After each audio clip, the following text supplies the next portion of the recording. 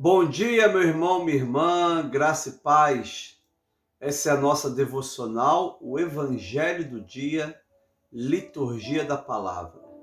Como estamos no tempo comum, estamos na escola do Senhor Jesus. Deus te abençoe rica e abundantemente. Nós temos a graça de fazer essa devocional de segunda a sábado, 8 horas da manhã no Facebook, Edson Cortácio Sardinha. Depois nós compartilhamos no YouTube e também pelo WhatsApp. Deus te abençoe, compartilhe essa palavra, seja um evangelizador. Deus te abençoe, em nome de Jesus. Vamos orar? Senhor, muito obrigado, Pai, pela noite que o Senhor nos deu, pela graça da Tua presença, pela bênção do Senhor que nos ajuda e que nos envolve. Agora, Pai, pedimos a Deus a bênção do Senhor sobre esse dia. Seja, Pai amado, um dia feliz, abençoado e agradável. Continue conosco, Pai. Deus, que esse dia seja totalmente guardado por Ti. Em nome de Jesus Cristo. Amém. E graças a Deus. Sejam bem-vindos e bem-vindas, vocês que estão ao vivo, como nossa irmã Jussara Tex, Marli Melo, Tereza Pereira, Marisa, Ana Paula Freitas, que beleza, Nancy, tanta gente abençoada aqui conosco, Gabriela, Maria Helena, Erli Lins, Sônia e Walter Galdino, sejam todos bem-vindos e bem-vindas em nome do Senhor Jesus Cristo. Aleluia, que bênção poder tê-los aqui ao vivo no nosso programa Evangelho do Dia. Amém? Nossa devocional. Hoje é quinta-feira, dia 14 de outubro, quinta-feira da 28ª semana do tempo comum. Amém? Renata Roque, Deus abençoe. E o evangelho de hoje é Lucas 11. Lucas 11, Maria Regina, do 47 ao 54. Lucas 11, 47 a 54. Vamos estar orando ao Senhor, lendo a palavra e compartilhando e recebendo esse evangelho do Senhor. Diz assim, Lucas 11, 47 a 54. Minha irmã Leia, querida Alcides, Eliane Maria Lopes, Ivan Rosa lá de Mauá, Deus te abençoe. Glória a Deus. Vamos ler. Ai de vocês, porque edificam os túmulos dos profetas que os pais de vocês mataram. Assim, são testemunhas e aprovam com cumplicidade as obras dos pais de vocês. Porque eles mataram os profetas e vocês edificam os túmulos para eles.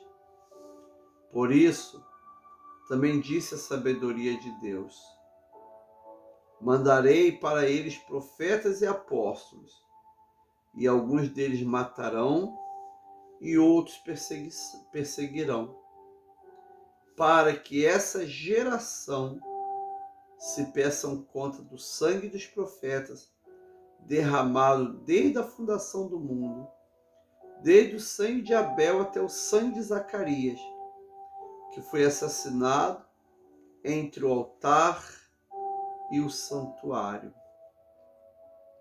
Que coisa, hein? Sim, eu afirmo a vocês que se pedirão conta a esta geração. Ai de vocês, intérpretes da lei, porque vocês pegaram a chave do conhecimento. No entanto, vocês mesmos não entraram e impediram que os que estavam entrando.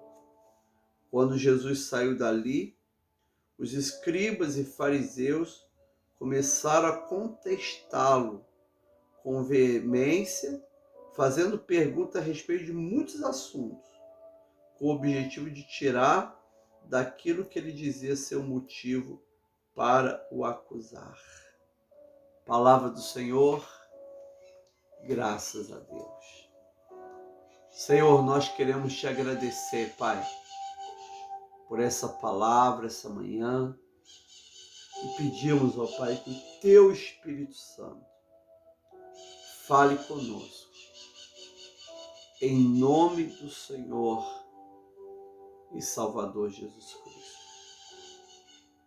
Amém. Queridos irmãos e irmãs,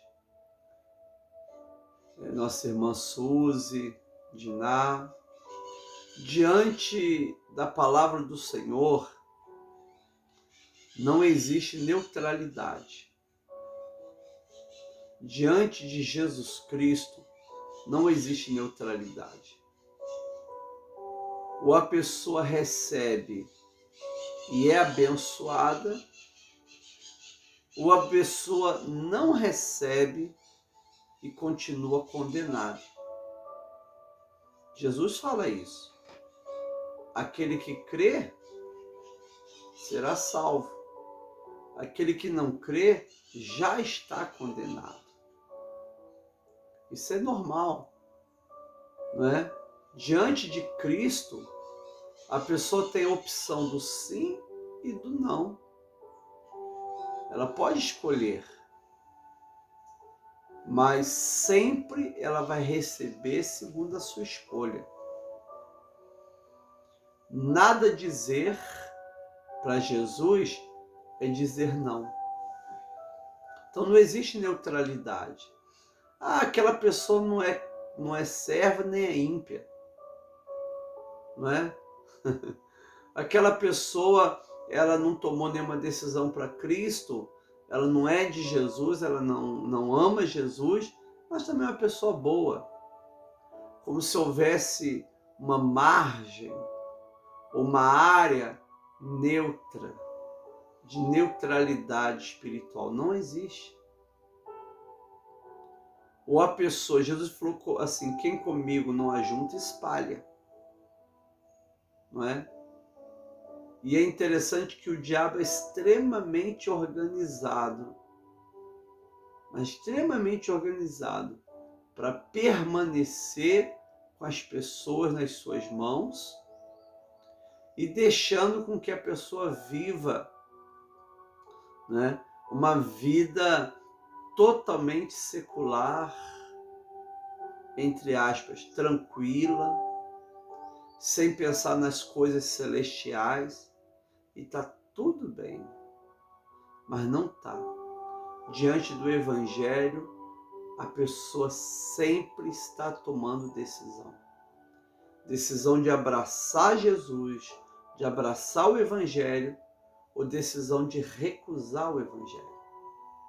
E no Evangelho de hoje é muito interessante, Rômulo, uma coisa que talvez a gente nunca tenha percebido, Marisa.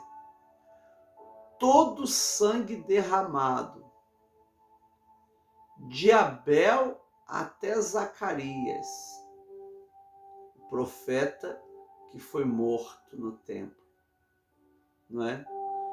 Todos os homens de Deus e mulheres de Deus mortos, a geração de Jesus seria culpada por todos esses sangues anteriores. Muito interessante. Por quê? Não é injusto? Na realidade, irmãos e irmãs, a geração de Jesus estava tendo a maior oportunidade do mundo. Pela única vez no mundo, Deus assume forma humana e vem habitar no meio de nós. Ali está o Cordeiro de Deus que tira o pecado do mundo. Ali está o Senhor Jesus que determina a nossa salvação. E simplesmente aquela geração, ou melhor, parte daquela geração, recusa o único resgate, a única salvação que é Jesus Cristo. Como os profetas Abraão, Isaías, Jeremias, Jacó. É tão interessante que os pais da igreja chamam de profetas e santos. Abraão, Jacó, Isaac, né? Abraão, Isaac, Jacó, José, né? Os profetas, os patriarcas, todos eles tinham o desejo de encontrar esse profeta de Deus, Dalila. Mas infelizmente não tiveram oportunidade. Pela fé eles esperaram. E a Bíblia diz que eles não alcançaram a promessa. Eles morreram crendo na promessa sem alcançar a promessa, né? A promessa de ver Jesus. Essa terra prometida era mais do que uma terra prometida. Era uma pessoa prometida. É o Messias prometido. É a esperança prometida. E ninguém viu. Nenhum profeta viu. Por isso, irmãos e irmãs, que quando Jesus vem, a sua geração passa a ter a maior oportunidade de todas as gerações. Eles estão vendo Jesus encarnado, o Messias encarnado. Sabemos que Jesus está conosco, sabemos que o Espírito Santo está aqui. Mas imagina a experiência de ver o Jesus antes da ressurreição. O Jesus que se encarna em Belém, que cresce em Nazaré, que é batizado no Jordão, que prega na Galileia, que morre em Jerusalém. E eles jogaram fora. Por isso, escuta só, por isso que todo o sangue dos profetas, desde Abel até Zacarias, estava caindo sobre aquela geração. Aquela geração estava sendo culpada de todas as mortes dos profetas. Não porque aquela geração havia cometido aquele pecado, mas porque recusou a única chance de salvação, que é Jesus Cristo. Então, olha o que o texto diz em Lucas 11, 47 a 54. Ai de vocês, porque edificam os túmulos dos profetas que os pais de vocês assassinaram. Né? Nós sabemos que no judaísmo existe a oração pelos mortos, né? Existe orações de 10 dias, de 30 dias, de 1 ano, né? O judaísmo tem isso. E eles têm toda uma veneração pelo lugar onde os mortos foram sepultados.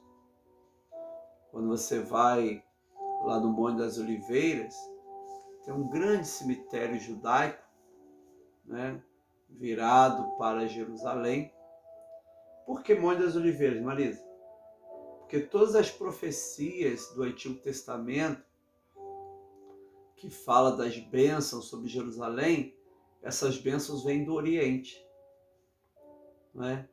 E o Oriente, ó, o altar estava virado para o Oriente. Então, o Oriente é o Monte das Oliveiras. O Monte das Oliveiras fica exatamente no Oriente. E é interessante que ali você vê, é muito comum você ver judeus nos túmulos, orando, né? Como as pessoas são importantes para eles, vão lá, colocam pedrinhas, né? Não colocam flores, colocam pedrinhas. Tem toda uma tradição. E Jesus diz assim, olha, vocês edificam os túmulos dos profetas que o pai de vocês assassinaram. Ou seja, seus ancestrais mataram os profetas.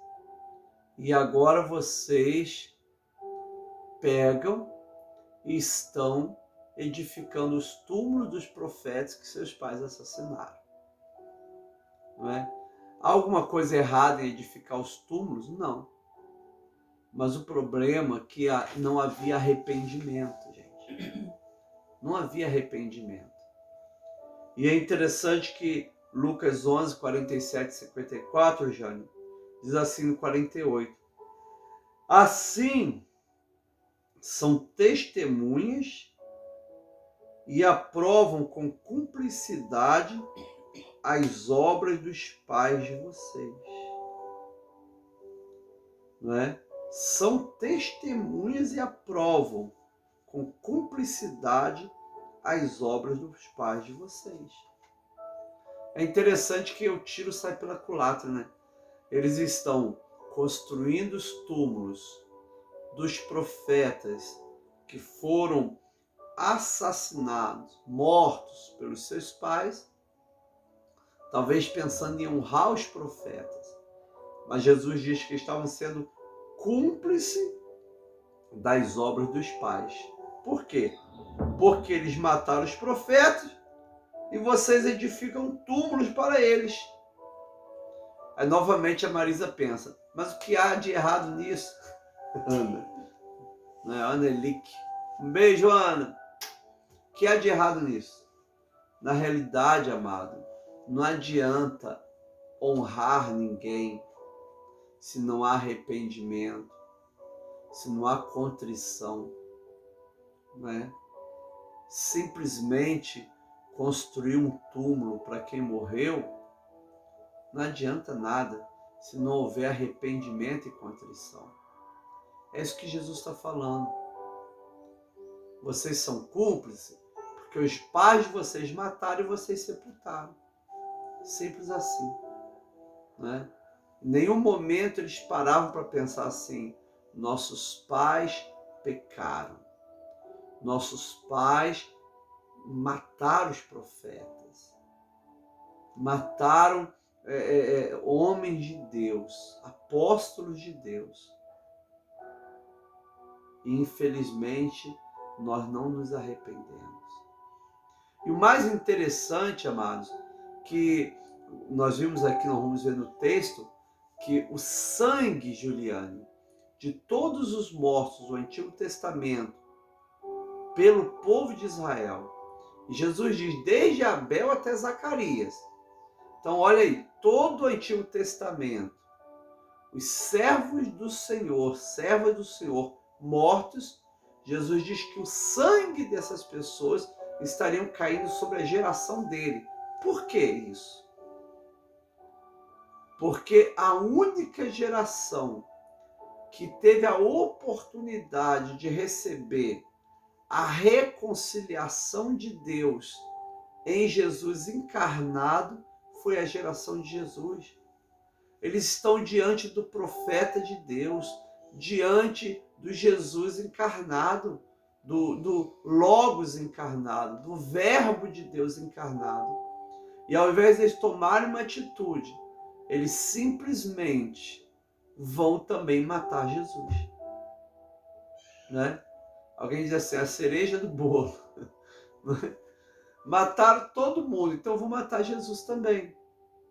Ou seja, a geração de Jesus, aquela geração que mata Jesus, no Evangelho, passa a ser a pior geração.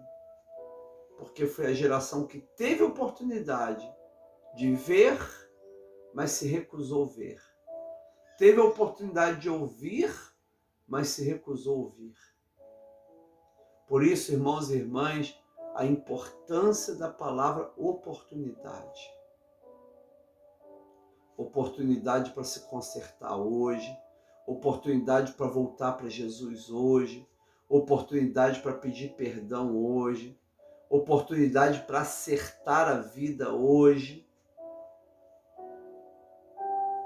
oportunidade. Gente, Jesus nunca agrediu, Jesus nunca fechou as portas, Jesus sempre acolheu, abraçou, curou e realizou bênção na vida das pessoas. Mas algumas pessoas pensando, Ana, nas suas posições eclesiásticas, né, no seu conforto, no status quo, né? Acolher Jesus vai ser arrumar confusão com Roma. Acolher Jesus vai ser arrumar confusão com os meus superiores. Então essas pessoas, para manter o status quo, né, eles preferiram continuar recusando Jesus, e assim como seus pais mataram os profetas, matar Jesus. É a solução que eles encontram. E aí Jesus diz, olha, vocês são iguais aos pais de vocês. Os pais mataram os profetas e vocês fazem o sepulcro. Pintam o sepulcro, mas não há conversão, não há retorno para Deus. Essa é a palavra. É interessante, amados irmãos e irmãs, Jesus diz assim, por isso também disse a sabedoria de Deus. Mandarei para eles profetas e apóstolos, e alguns deles matarão, e a outros perseguirão. Não é? Deus já havia determinado isso, que ele mandaria seus apóstolos, seus profetas, uns seriam perseguidos, outros seriam perseguidos e mortos, não é? Mas é interessante que seriam perseguidos e mortos não pelos gentios, mas pelo próprio povo escolhido por Deus, que era o povo hebreu. É interessante, irmãos, Jesus diz, para que desta geração, olha aí a palavra misteriosa, para que desta geração se peçam conta do sangue dos profetas, derramado desde a fundação do mundo, desde o sangue de Abel até o sangue de Zacarias, que foi assassinado entre o altar e o santuário. Para que desta geração se peçam conta do sangue dos profetas derramado desde a fundação do mundo, desde o sangue de Abel, lá o primeiro homicídio, né? Até o sangue de Zacarias, que foi assassinado entre o altar e o santuário. Sim, eu afirmo a vocês que se pedirão conta a essa geração. Que coisa, né? A essa geração. Ou seja, a geração de Jesus estava tendo a oportunidade de ter um grande encontro com Deus. Como não quis aproveitar a oportunidade, estava recebendo a culpa de sangue de todos os profetas mortos, de Abel até Zacarias. Jesus diz, pedirão conta a esta geração. Por quê? Pode-se até desculpar, Marisa, que as gerações anteriores não tiveram a oportunidade que a geração de Jesus estava tendo. Não tiveram discernimento, não é? Estava lendo semana passada Jeremias 42, que o povo pede, Jeremias, fala a palavra de Deus. Pode ser palavra boa ou ruim, nós obedeceremos. Fala, Jeremias. A Jeremias fala, olha, não peço ajuda ao Egito. Não, isso a gente não aceita, não. E foram pedir ajuda ao Egito, não é? Então, foram gerações rebeldes.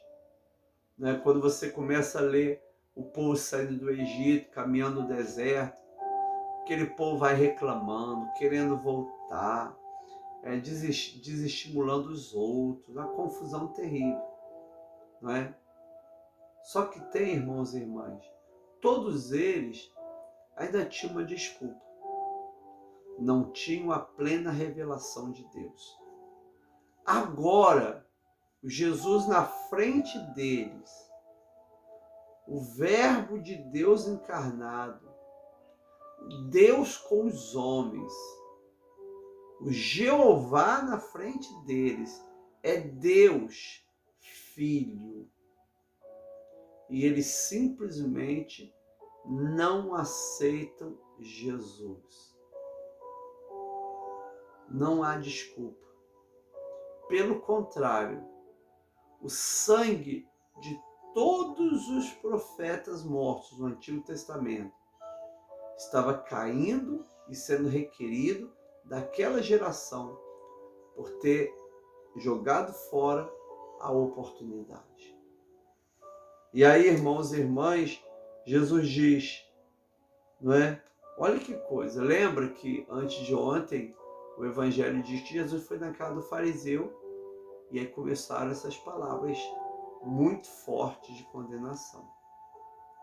Agora Jesus fala para o intérprete da lei, volta para ele. Ai de vocês, intérprete da lei, porque vocês pegaram a chave do conhecimento. O que é a chave do conhecimento, gente? A chave do conhecimento é o conhecimento da palavra de Deus, da verdade, né? Os intérpretes da lei, eles que tinham autoridade de interpretar, de transmitir, de escrever, de manter os originais bem copiados. Recentemente estava vendo um jovem, um rapaz escriba, judeu, americano, que foi morar em Jerusalém. Ele é escriba, ele trabalha, não é, copiando os textos sagrados. Muito bonito o trabalho dele, né? Os intérpretes da lei, eles tinham a chave do conhecimento. Eles conheciam a palavra, retinham a chave do conhecimento. Porque vocês pegaram a chave do conhecimento. No entanto, vocês mesmos não entram e impediram que estavam entrando. Olha que coisa. Eles têm a chave do conhecimento, que é a palavra de Deus. Eles não se convertiam e impediam aqueles que estavam se convertendo.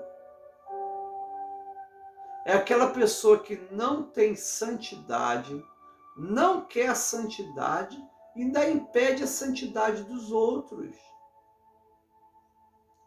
É aquela pessoa que dentro da casa de Deus, não é? Não aceita a palavra, tem a palavra, não aceita a palavra, ainda prejudica os que querem aceitar a palavra. Não é? É aquele que fica na porta, viu? Ele não entra nem sai. Não é? Vocês têm a chave do conhecimento, vocês não entram e impedem os que estão entrando. É muito interessante isso, irmãos. A pessoa fica ali na porta, ela não entra e impede quem quer entrar. É um instrumento do diabo para impedir a salvação de pessoas. E é isso que Jesus diz para esses escribas. Vocês têm teologia, vocês têm Bíblia, vocês têm doutrina, vocês têm palavra de Deus, vocês têm os ritos, vocês têm tudo. Mas vocês não tomam posição nem para vocês e impedem aqueles que querem tomar uma posição. Porque o trabalho deles ali era resistir Jesus e impedir que pessoas fossem seguir Jesus. Eles estavam sendo um instrumento do mal.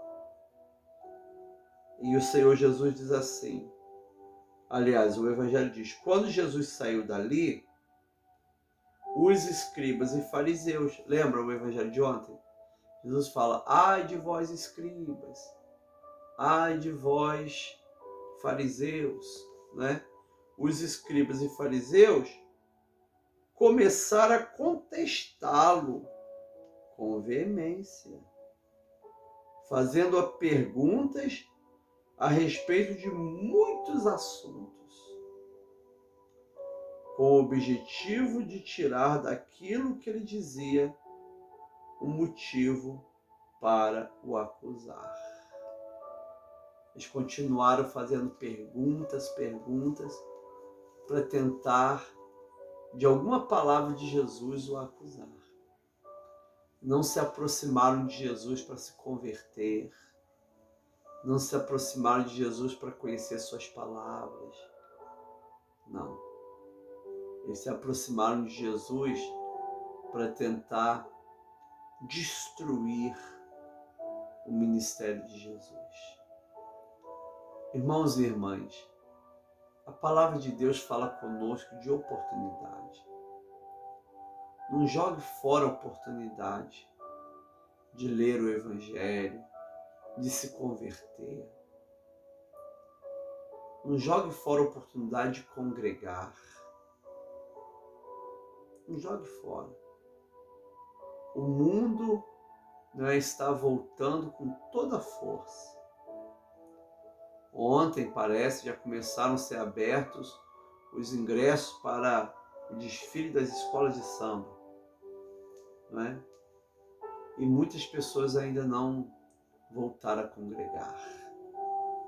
Não jogue fora essa oportunidade, querido.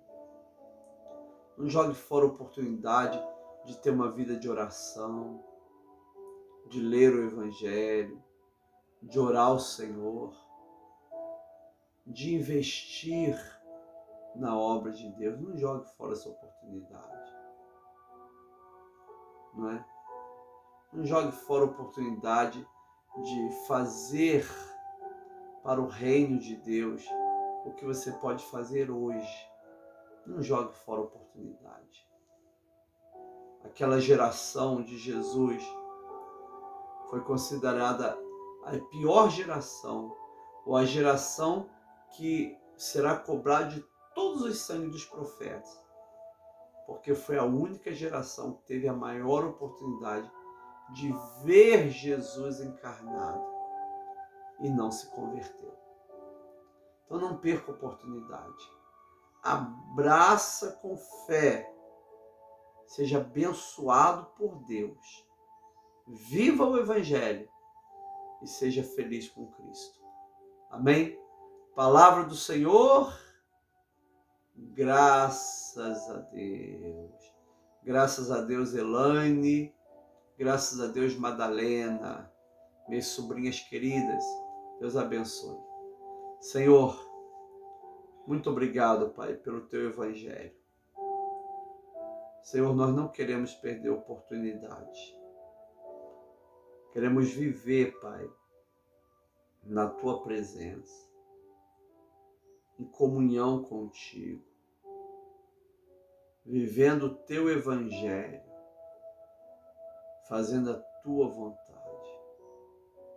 Senhor, em nome de Jesus Cristo, Pai, nos dê a Tua bênção, a Tua força e a Tua graça.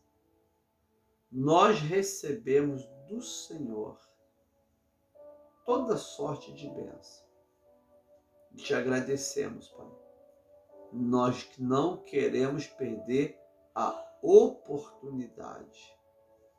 Recebemos essa palavra em nome de Jesus. Amém. Graças a Deus. Glória a Deus. Amém. Vamos então nesse momento orar, orar pelo nossa irmã Madalena, Ivanil, Angélica, Paulinha, Beth, Diná, Diná, pela saúde da Diná, orar pela Jussara Tex, Jussara? Dona Graça, orar pela sua necessidade. Coloque aí seu pedido de oração, o nome de pessoas, pela saúde do Antônio, Rosana? O nome de pessoas, não é? Vamos orar pelo Davi. Estamos orando por você, Davi. E pela Silvia, não é? Também estão fazendo um tratamento e o Senhor está na frente, em nome de Jesus, dando a vitória. Vamos estar orando em nome de Jesus pelo Walter Galdino, né, Walter? Graças a Deus, né? Essa colega da Lídia que teve que amputar a perna e agora está para comprar a prótese, né, mãe? Ela não consegue nos órgãos porque ela é muito jovem. Que coisa, né? Ela está na fila, mas demora muito. Vamos estar orando em nome de Jesus, né? Vamos estar orando pelas pessoas, estamos, né, sabendo que estamos enfermas, em nome de Jesus, não é? Orar pela Moisete, Ivete, Luzia, Regina Helena, Maria, seu Osmar. Tive ontem com o seu Osmar e Marisa, né, Marisa? Foi muito bom ter estado com o seu Osmar ontem, né? E orar pela obra da nossa igreja, para que dê tudo certo, né? O Senhor nos deu o recurso necessário. Acreditamos que semana que vem vamos estar começando a segunda fase, mãe, que é a colocação da cruz, né? Então que o Senhor nos abençoe em nome de Jesus Cristo. Vamos estar buscando a face do Senhor. Senhor, meu Deus e meu Pai, nós oramos pelos enfermos, oramos pelos doentes, oramos pelas famílias, oramos pelos enlutados, oramos pelos desempregados, oramos pelos empresários, oramos, ó Pai, pelos governantes, Deus, no nosso país, no nosso estado, da nossa cidade. Pai amado, oramos, ó Deus, pela saúde pública. Pai amado, que está um caos. Oramos pedindo a tua bênção para o mundo que sofre. Deus, oramos, ó Pai, por essa crise, Deus, que o mundo está passando. Na área de alimentação, de altos preços. Deus, tenha misericórdia, Pai. Deus, ajuda-nos, ó Deus, a fazer a tua vontade. A socorrer as pessoas que estão com fome. E ajudar, Pai, evangelizando aquelas que estão nas trevas. Senhor, tenha misericórdia de nós. Ajuda-nos a fazer tua vontade, Pai. Senhor, usa-nos, ó Deus, segundo a tua vontade. Perdoa os nossos pecados, Senhor. Nos dê uma quinta-feira abençoada por Ti. Em nome de Jesus Cristo. Nós confiamos no Senhor. Descansamos em Ti. Em nome do Senhor Jesus Cristo. Amém. Orando a oração que o Senhor nos ensinou, colocamos esse dia nas Tuas mãos, dizendo: Pai nosso que estás nos céus, santificado seja o Teu nome. Venha o Teu reino, seja feita a Tua vontade, assim na terra como no céu. Pão nosso de cada dia nos dá hoje. Perdoa as nossas dívidas, assim como nós perdoamos os nossos devedores. Não nos deixe cair em tentação, mas livra-nos do mal, porque Teu reino, poder e a glória para sempre. Amém. E graças a Deus. Aleluia. Você que está em Nova Friburgo, eu quero te convidar para hoje, 19h30, nós vamos ter um culto maravilhoso, o culto da família. Quem vai estar pregando é o pastor Emerson Amorim. E nós vamos falar sobre família na prosperidade de Deus. Família na prosperidade de Deus. 19h30, você que está em Friburgo, adianta toda a sua vida, né, para conseguir estar com a gente, 19h30. E você que não pode estar com a gente, está em outra cidade, alguma enfermidade, nós vamos estar compartilhando aqui ao vivo no Facebook, Edson Cortar Sardinha, esse culto na íntegra e ao vivo. Tá bem? Será uma grande bênção em nome de Jesus. Você que tem orado com a gente, colocar diante de Deus sua campanha de oração, vamos estar juntos hoje. Amém? Irmã Elaine, Iris, Ana Paula, Jane, não é? Diná, tantas pessoas maravilhosas. A pessoa parou de fazer aniversário, né? Gabriela, Marisa, foi que todo mundo parou de fazer aniversário, né? Muito bom. Vamos receber a bênção, pastor. Eu estou querendo comer muito bolo, muito cajuzinho, muito pastel frito com carne moída. Que a graça do Senhor e Salvador Jesus Cristo, o amor de Deus Pai e a comunhão do Espírito Santo seja com cada irmão e irmã, agora e para sempre. Amém. Um beijo. Com Jesus é só vitória.